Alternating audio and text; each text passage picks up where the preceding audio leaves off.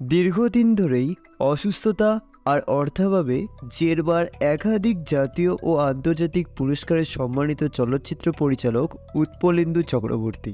৮০-র দশকে ময়নাতদন্ত, চোখ, দেবশেষের মতো চর্চিত ছবি পরিচালনা করেছেন ৭৬ বছর বয়সী এই গুণী ব্যক্তিত্ব। কিন্তু এখন আর সেভাবে খোঁজ রাখে না তাকে টলিউড। দিন তিনেক আগে রিজেন্ট পার্কে বাড়ির খাট থেকে পড়ে যান বর্ষবিয়ান পরিচালক। ভেঙেছে কোমরের হাড়, বুকে ও ফুসফুসে রয়েছে সংক্রমণ। আপাতত এসএসকেএম হাসপাতালে চিকিৎসাধীন তিনি।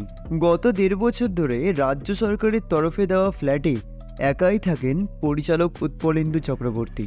দীর্ঘদিন ধরে তার দেখাশোনার জিম্মা নিজের কাঁধে নিয়েছেন অর্ঘ্য মুখোপাধ্যায়। তার উদ্যোগ এবং উৎপলেন্দু বাবুর কিছু শুভানুধ্যায়ের চেষ্টায় পরিচালককে ভর্তি করা হয়েছে হাসপাতালে। রাজ্য সরকারই তার চিকিৎসার যাবতীয় ব্যয়ভার বহন করছে। শরীর শুকিয়ে কাঠ, ঠিকঠাকভাবে হাঁটা চালানোর ক্ষমতা নেই, তার উপর আচমকা বিপত্তি।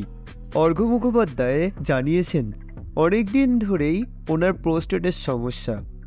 ক্যাথিটার লাগানো ছিল, বৃহস্পতিবারই সেটি খোলা হয়। গত পরশুদিন ফোন মারফত জানান তিনি পড়ে গিয়েছেন। আমি গিয়ে কোনো রকমে তাকে উদ্ধার করি, তারপর দেখি তার শ্বাসকষ্ট। দীর্ঘদিন ধরে ওনার চিকিৎসা করছেন ডক্টর দীপেন্দ্র সরকার, তাকেও জানানো হয়। জিয়াউল হক দ্রুত ওনাকে ভর্তির ব্যবস্থা করেন।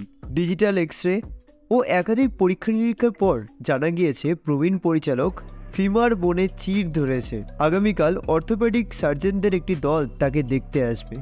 তবে অস্ত্রোপচার ছাড়া আর গতি নেই, স্পষ্ট জানিয়ে দিয়েছেন চিকিৎসকরা। তবে এই কথা শুনে তোমাদের কেমন লাগলো তা আমাকে কমেন্টে জানাতে পারো। এরকমই নিত্য নতুন আপডেট পেতে আমার চ্যানেলটিকে সাবস্ক্রাইব করতে পারো। দেখা হচ্ছে শীঘ্রই আরেকটি নতুন ভিডিওর সাথে।